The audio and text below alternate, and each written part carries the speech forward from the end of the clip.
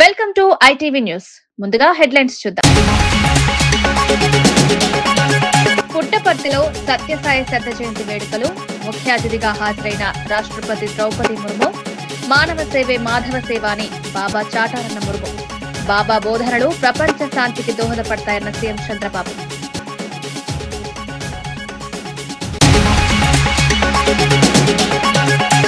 Integrated స్కూళ్లతో Telangana విద్యను upgrade చేస్తున్న భట్టి. ప్రతి నియోజకవర్గంలో సూపర్ స్కూల్. భట్టి స్పష్టమైన road map. Young India school మోడల్తో కొత్త విద్యాయుగం ప్రారంభం. ప్రపంచ పోటీలకు సిద్ధం చేసే బలమైన విద్యా ప్రణాళికలపై భట్టి ఫోకస్. మంచు లక్ష్మి. సెలబ్రిటీల ప్రమోషన్లపై సిఐడి సమగ్ర విచారణ వేగవంతం. సోషల్ మీడియా పోస్టులు, చెల్లింపుల లావాదేవీలపై అధికారులు దృష్టి. అక్రమ బెట్టింగ్ పై కఠిన చర్యలకు ప్రభుత్వం సిద్దమన్న సిఐడి హెచ్చరిక. రైతులకు అన్యాయం జరగనివ్వం అన్న మంత్రి నారాయణ. సిఆర్డీఏ కార్యాలయంలో సమావేశమైన త్రిసభ్య కమిటీ. రైతు జేఏసీ ప్రతినిధులు కూడా హాజరు. రైతులు లేవనెత్తిన అంశాల. రాజధాని రైతుల సమస్యల పరిష్కారంపై నేడు త్రిసభ్య కమిటీ ముఖ్య సమావేశం జరిగింది. ఈ భేటీలో కేంద్ర మంత్రి పెమ్మసాని, రాష్ట్ర మంత్రి నారాయణ, ఎమ్మెల్యే శ్రవణ్ కుమార్ తో పాటు సిఆర్డీఏ అధికారులు పాల్గొన్నారు. రాజధాని నిర్మాణంలో ఏ రైతు అన్యాయం అనుభవించకుండా ప్రభుత్వం కట్టుదిట్టమైన చర్యలు తీసుకుంటుందని మంత్రి నారాయణ తెలిపారు. గతంలో నిలిచిపోయిన ప్రక్రియలను వేగవంతం చేస్తున్నామని, ప్రతిరోజు ఫ్లాట్ల రిజిస్ట్రేషన్లు జరుగుతున్నాయని స్పష్టం చేశారు. ఇప్పటికే భారీ శాతం పనులు పూర్తయ్యాయని, ఇంకా కేవలం 719 ఎకరాలకు మాత్రమే ఫ్లాట్ల కేటాయింపు మిగిలిందని వెల్లడించారు. రైతులు ఎవరి ప్రలోభాలకు లోను కావద్దని, స్వార్థ ప్రయోజనాల కోసం ఒకరిద్దరు వ్యాప్తి చేస్తున్న తప్పుడు సమాచారంపై నమ్మకం ఉంచొద్దని మంత్రి సూచించారు. గౌరవనీయ మంత్రివర్యులు, అదేవిధంగా స్థానిక శాసనసభ్యులు మరియు సిఆర్డీ అధికారులు అందరూ కూడా యాక్చువల్గా ఈరోజు డీటెయిల్గా కొంతమంది రైతులు కూడా వచ్చారు. వాళ్ళతో కూడా డిస్కస్ చేయడం జరిగింది. అనేక విషయాల్ని ఆల్రెడీ 15 days బ్యాక్ యాక్చువల్గా మంత్రివర్యులతోనూ ఎమ్మెల్యేలతో కూర్చొని డిస్కస్ చేశాం. దాని మీద అంత డేటాను వీటిలన్నిటి కూడా చాలా డీటెయిల్గా యాక్చువల్గా ఇప్పుడు మంత్రి గారు వివరించారు. ఇవన్నీ కూడా ప్రతి రైతుకి, ఏ రైతైతే ముఖ్యమంత్రి గారి మీద నమ్మకంతో అమరావతి రాజధానికి. సిద్దిపేట జిల్లాలోని గజ్వేల్ సమీకృత కార్యాలయంలో నేడు ఇందిరా మహిళా శక్తి చీరల పంపిణీ కార్యక్రమం జరిగింది. ఈ కార్యక్రమానికి రాష్ట్ర మంత్రి వివేక్ వెంకటస్వామి ముఖ్య అతిథిగా హాజరయ్యారు. ఆయనతో పాటు ఎమ్మెల్సీ యాదవరెడ్డి, జిల్లా కలెక్టర్ పాల్గొన్నారు. మహిళల సాధికారత కోసం ప్రభుత్వం చేపట్టిన కార్యక్రమాల్లో ఇది ముఖ్యమైందని మంత్రి వివేక్ తెలిపారు. ఆర్థికంగా వెనుకబడిన మహిళలకు ఈ చీరల పంపిణీ ద్వారా కొంతమేర సాయం అందుతుందని, ప్రతి మహిళకు చేరేలా అధికారులు సమగ్ర ప్రణాళిక రూపొందించారని పేర్కొన్నారు. నియోజకవర్గంలో అన్ని మండలాలకు చెందిన మహిళలకు ఈరోజు చీరల పంపిణీ కార్యక్రమం జరుగుతుంది. ఇంతకుముందు టీఆర్ఎస్ హయాంలో బతుకమ్మ చీరలు అని చెప్పి గుజరాత్ నుంచి చీరలు అవుట్సోర్సింగ్ చేస్తారు.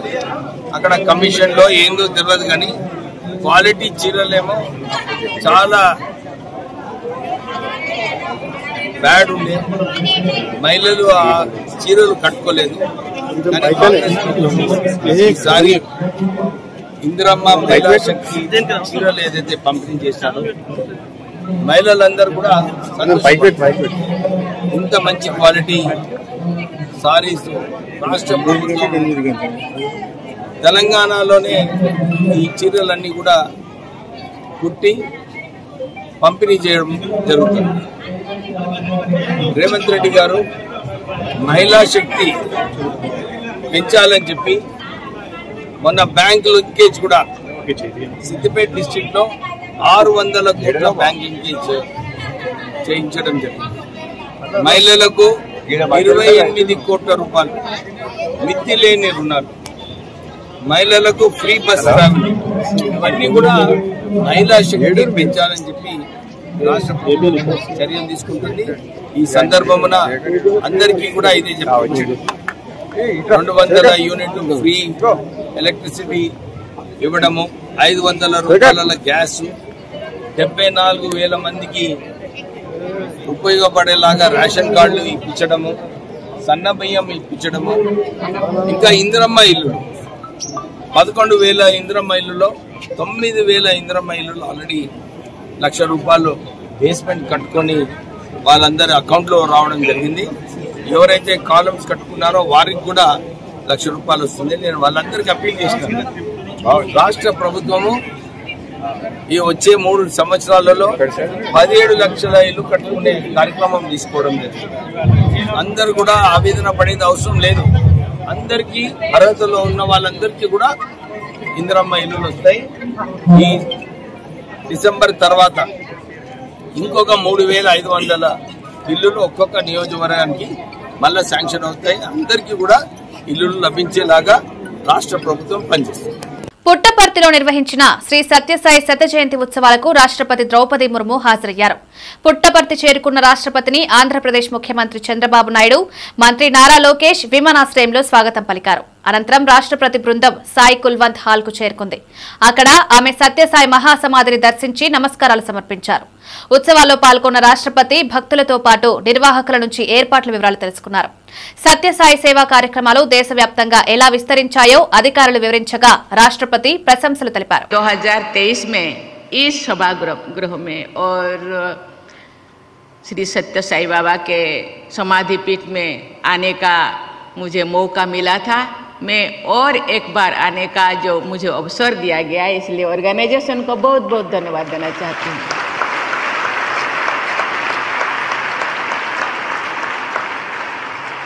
प्राचीन काल से ही हमारे सत्य संत महात्मा अपने कर्म और वाणी से समाज का मार्गदर्शन करते रहे हैं.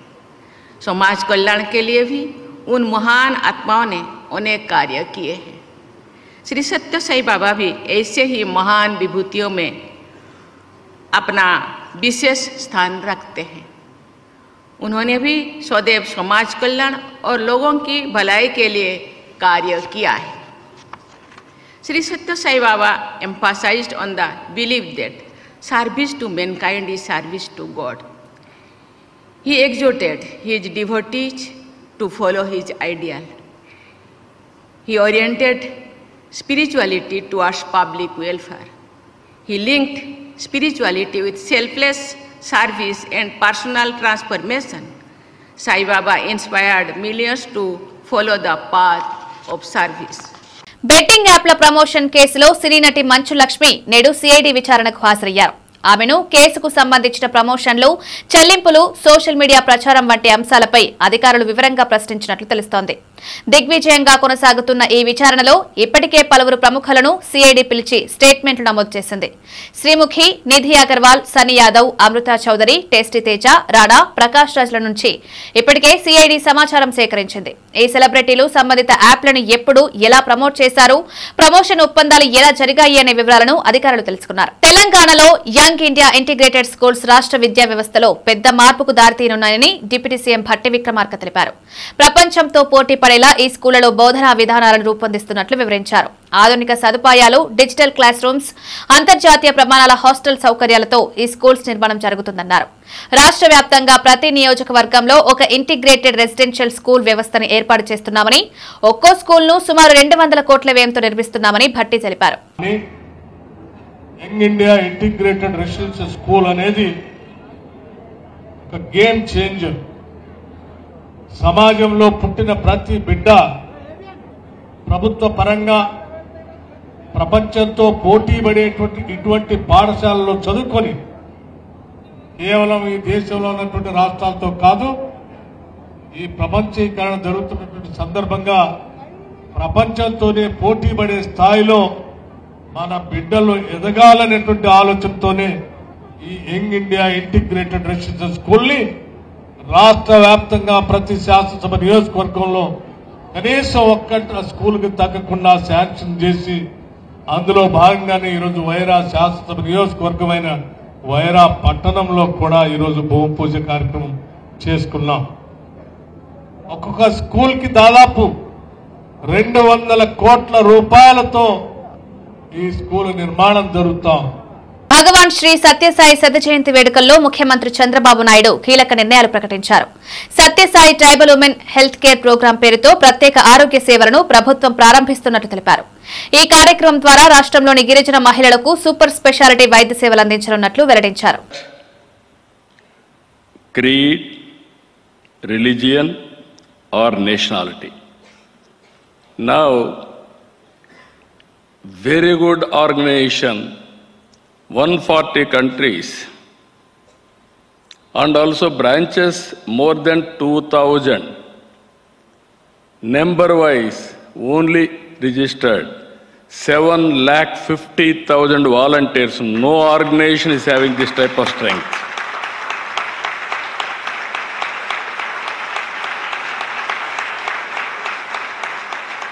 Today, we are launching the Sri Satya Sai Women Healthcare Program.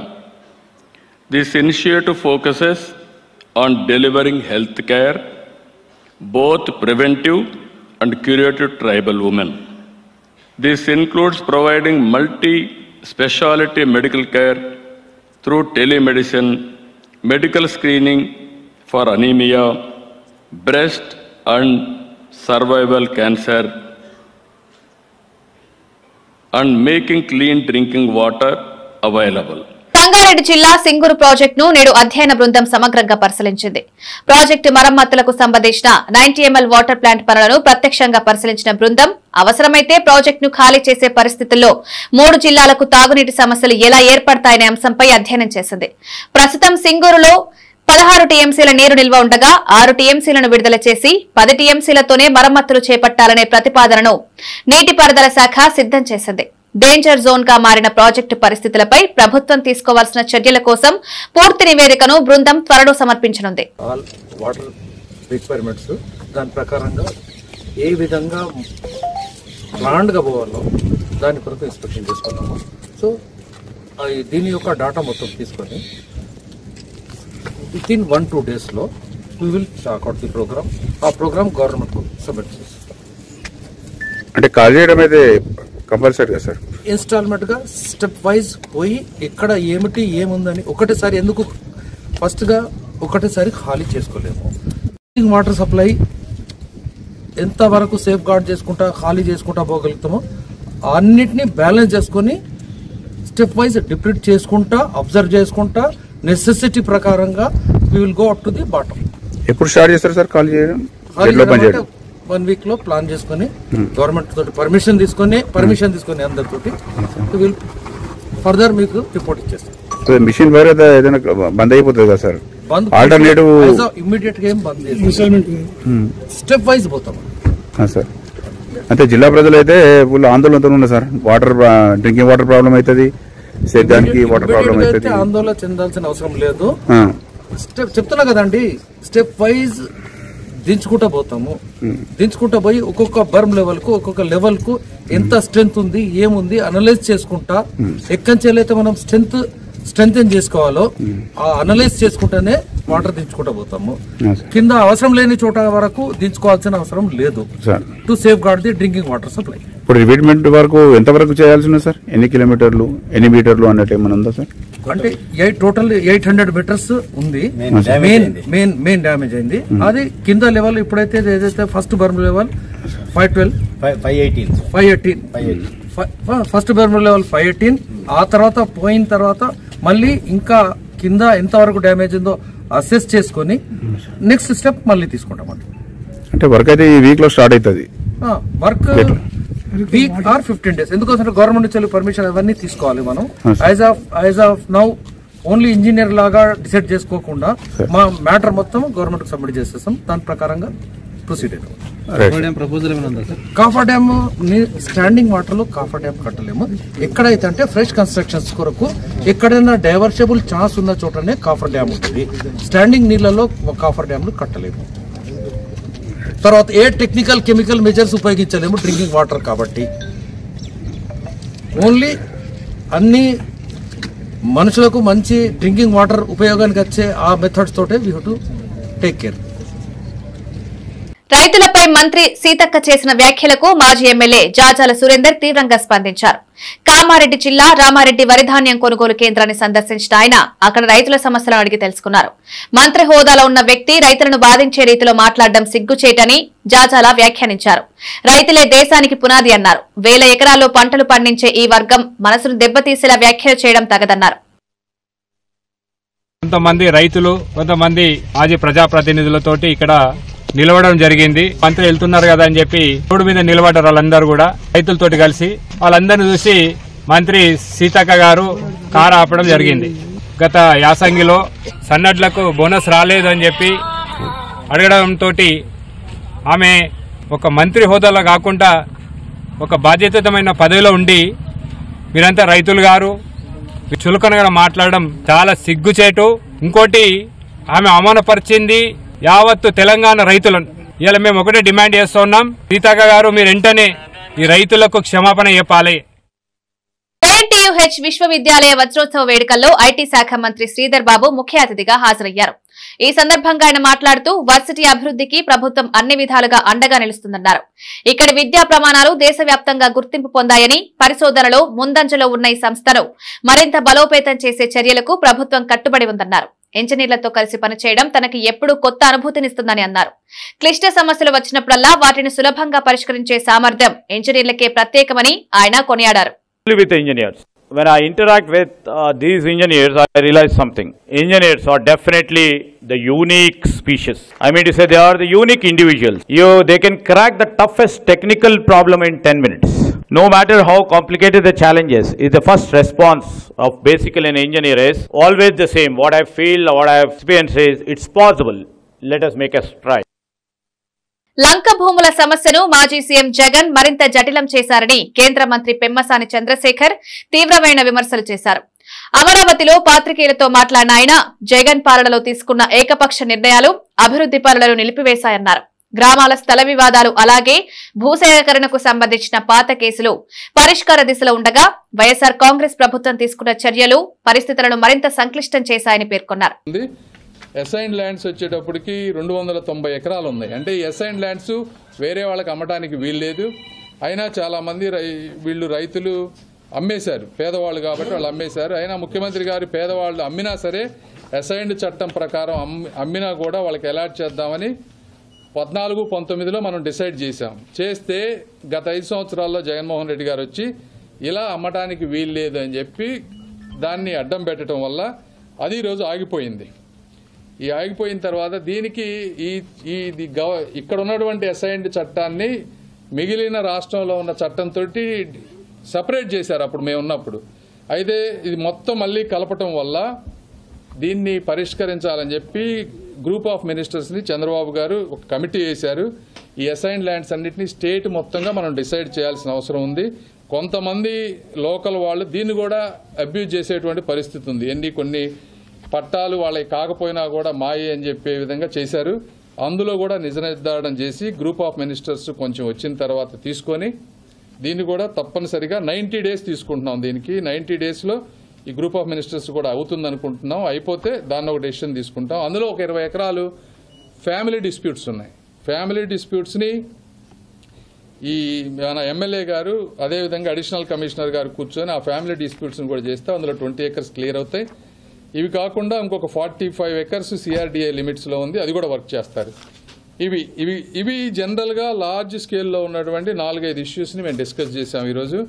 ఇవి కాకుండా ఇప్పుడున్నటువంటి గ్రామాల్లో, ఎందుకంటే 90% పైన అందరికీ మనం ప్లాట్స్ ఇచ్చేసాం, చక్కగా జరిగిపోతుంది. వాళ్ళకు వచ్చేటప్పటికి గ్రామాల్లో ఏ విధంగా డెవలప్ చేయాలనే దాని మీద కాంట్రాక్టర్లందరినీ 25 విలేజెస్ని NCC 4, RVR 3, Mega 13, BSR 5, LNT 3 ఈ విధంగా 25 విలేజెస్ని ఈ 5 కాంట్రాక్టర్లు డిస్ట్రిబ్యూట్ చేసుకొని 20 డేస్లో డిపిఆర్ ఈ 25 విలేజెస్కు చేసి ఎమ్మెల్యే గారితో కూర్చొని గ్రామాల్లో డిస్కస్ చేసి డిసెంబర్ 15th to 30th మధ్య మాకు ఫైనల్ డిపిఆర్లు సబ్మిట్ చేస్తారు. ఈ 25 విలేజెస్కి డిసెంబర్ 30th అది అప్రూవ్ అయితే జనవరి 1st నుంచి వర్క్ చేసి 6 monthsలో అన్ని గ్రామాల్లో ఈ బేసిక్ ఫెసిలిటీస్ అన్నీ కూడా నెక్స్ట్ జూన్ 2026కి 25 గ్రామాల్లో ఇన్ఫ్రాస్ట్రక్చర్ బిల్డ్ చేస్తాం. ఎన్టీఆర్ భవన్ లో నిర్వహించిన మీడియా సమావేశంలో మాజీ MLA AP Madiga corporation chairman Undavalli Sridevi వైసీపీపై తీవ్ర స్థాయిలో విమర్శలు చేశారు. డ్రగ్స్ కేసులో కీలక నిందితుడిని కాపాడేందుకు వైసీపీ నేతలు ప్రయత్నిస్తున్నారని ఆరోపించారు. అమరావతి నుంచి ప్రత్యక్ష ప్రసారంలో మాట్లాడుతూ రాష్ట్రంలో డ్రగ్స్ ముఠాలకు రాజకీయ వెన్నుపోటు లేకపోతే ఇంత విస్తృతంగా వ్యాప్తి చెందే అవకాశం లేదని శ్రీదేవి. చాలా మంది ఎవరైతే మరి ఈ డీ అడిక్షన్ సెంటర్స్కి వెళ్ళండి అని తల్లిదండ్రులు వాళ్ళు ప్రోత్సహిస్తే వాళ్ళు వెళ్ళకపోగా కనీసం మర్డర్స్ చేసైనా ఎవరి దగ్గర కొట్టైనా డబ్బులు తీసుకొని అవి డ్రగ్స్ తీసుకుందే వాళ్ళు జీవించలేని పరిస్థితి. ఎప్పుడైతే మనం డ్రగ్స్ని విత్డ్రా చేస్తామో వాళ్ళకి డెలీరియం ట్రిమ్మర్స్ అంటారు. అంటే ట్రిమ్మర్స్ అంటే చేతులు వణకటం. ఇలా స్టార్ట్ అయినప్పుడు వాళ్ళు ఒక సూడో యాక్టివ్గా అయిపోయి వాళ్ళు ట్రిమ్మర్స్తో వాళ్ళు సరిగా భోజనం కూడా తీసుకోక వాళ్ళు ఫిట్స్తో బాధపడుతుంటారు. అంటే స్లోగా ఈ డ్రగ్స్ని వాళ్ళకి అలవాటు చేసి కాలేజెస్ అయితేనేంటి, ఇంజనీరింగ్ కాలేజ్ ఎస్పెషలీ హాస్టల్స్ ఇవన్నీ టార్గెట్ చేస్తూ మరి ముఖ్యంగా ఈ యొక్క వైసీపీ విశాఖ జిల్లాకు సంబంధించిన student union president Pulagam Kondareddy అనే వ్యక్తి మరి ఆయన ఎంఎస్సి చదువుతూ లేదా ఎంబీఏ చదువుతూ మరి ఆయన ఒక పోస్ట్ గ్రాడ్యుయేషన్ చదువుతూ డ్రగ్స్కి బానిసై ఆయన ఏ విధంగా ఈ రాజకీయవేత్తలకి డ్రగ్స్ సరఫరా చేశారో, మరి ఆయన జగన్కి అమర్నాథ్ రెడ్డికి ఏ విధంగా క్లోజో, మరి ఆయన హయాంలోనే 5 సంవత్సరాలు మరి ఇంజనీరింగ్ కాలేజెస్ అయితే ఏంటి, హాస్టల్స్ మరి యువతకి ఏ విధంగా డ్రగ్స్ సరఫరా చేశారనేది మనం గమనించాలి. మరి యూనియన్ ప్రెసిడెంట్ అంటే యువతకి ఒక ప్రెసిడెంట్గా ఉండి దిశానిర్దేశం చేసి యువత భవిష్యత్తుకి బాటలు వేసి వారు చదువుకొని ఏ విధంగా అబ్రాడ్లో ఉద్యోగాలు సంపాదించాలి. ఎందుకంటే మనం విశాఖ అనేది ఒక ఐటీ హబ్గా, ఒక టెక్ పార్క్గా, గూగుల్ డ్రైవ్తో మనం 1,33,000 ఉద్యోగాలు నారా లోకేష్ గారు ఎంతో కష్టపడి విశాఖ తీసుకొని వస్తే విశాఖని ఒక ఐటీ హబ్గా చేయాలని కలలు కన్నా లోకేష్ గారి కలలను సర్వనాశనం చేస్తూ విశాఖని ఒక డ్రగ్స్ రాజధానిగా చేయడానికి వాళ్ళు కంకణం కట్టుకున్నారు. మీరు ఎప్పుడైనా ఒక టెర్రరిస్ట్ని గమనిస్తే వాళ్ళ ఖర్చుల కొరకు ఏం చేస్తారు, మారణాయుధాలు అమ్ముతారు, లేదంటే డ్రగ్స్ సరఫరా చేస్తారు, లేకపోతే కల్తీ డ్రగ్స్ ఇలాంటివి ఫేక్ డ్రగ్స్ బై ఛాన్స్ దొరకవచ్చు కొన్ని సందర్భాల్లో. ఇలా చేసి వాళ్ళ ఖర్చులకి సంపాదించుకుంటారు. కానీ వైసీపీ ప్రభుత్వం వాళ్ళ అధికారం కొరకు, వాళ్ళ యొక్క అక్రమాల కొరకు, వాళ్ళ ఖర్చుల కొరకు ఇలాంటి దందాలు తెరదీసిన పార్టీ ఏదైనా ఉందంటే అది కుట్రలు కుతంత్రాలు ఉన్న ఒకే ఒక పార్టీ వైసీపీ పార్టీ అని చెప్పడానికి ఎలాంటి సందేహం లేదు. ఎందుకంటే మనం ఇప్పుడు చెప్పింది కాదు, జగన్ పాలనలోనే 4,000 మంది యువత మరి ఆత్మహత్యలు చేసుకున్నారు. మరి జగన్ గారి పాలనలోనే వందే మాతర గేయం 150 సంవత్సరాలు పూర్తి చేసుకున్న సందర్భంగా కర్నూలులో ప్రత్యేక ర్యాలీ నిర్వహించారు. మాజీ సైనికుల ఆధ్వర్యంలో జరిగిన ఈ ర్యాలీకి స్థానిక ప్రజలు, విద్యార్థులు భారీ సంఖ్యలో హాజరయ్యారు. భారత స్వాతంత్ర సంగ్రామంలో వందే మాతర గేయం కలిగించిన దేశభక్తి భావం, పోరాట స్ఫూర్తిని గుర్తు చేసుకుంటూ పాల్గొన్న ప్రతి ఒక్కరూ గేయాన్ని ఆలపించారు. ర్యాలీ ప్రారంభమైన వెంటనే మాజీ సైనికులు దేశ సేవలో తమ అనుభవాలను పంచుకుంటూ యువతలో దేశభక్తి పెంపొందించాలని ఆకాంక్షించారు. అలాగనే బ్యాంకు ఉద్యోగులు, అలానే వసుధైవ కుటుంబం అనే గ్రూప్ ఉంది, వాళ్ళు, అలాగే కెనరా బ్యాంకు ఉద్యోగులు, కర్నూలు మాజీ సైనికుల సంఘము, అలాగే all India ex servicemen bank employees federation, ఈ సంస్థ నుంచి కూడా చాలామంది ఇక్కడ పాల్గొన్నారు. కర్నూలు జిల్లా సైనిక్ బోర్డు దగ్గర నుంచి స్వచ్ఛందంగా ఇక్కడ కలెక్టర్ ఆఫీస్ వరకు ర్యాలీలో, మోటార్ బైక్ ర్యాలీలో పాల్గొన్నారు. వాళ్ళందరికీ కూడా ధన్యవాదాలు చెప్తున్నాము. అలాగే వందే మాతరం గీతానికి 150 సందర్భంగా ఈ ర్యాలీ జరిగింది. వార్తలు ముగించే ముందు ముఖ్యాంశాలు మరోసారి. పుట్టపర్తిలో సత్యసాయి శత జయంతి వేడుకలు, ముఖ్య అతిథిగా హాజరైన రాష్ట్రపతి ద్రౌపది ముర్ము. మానవ సేవే మాధవ సేవ అని బాబా చాటారన్న ముర్ము. బాబా బోధనలు ప్రపంచ శాంతికి దోహదపడతాయన్న సీఎం చంద్రబాబు.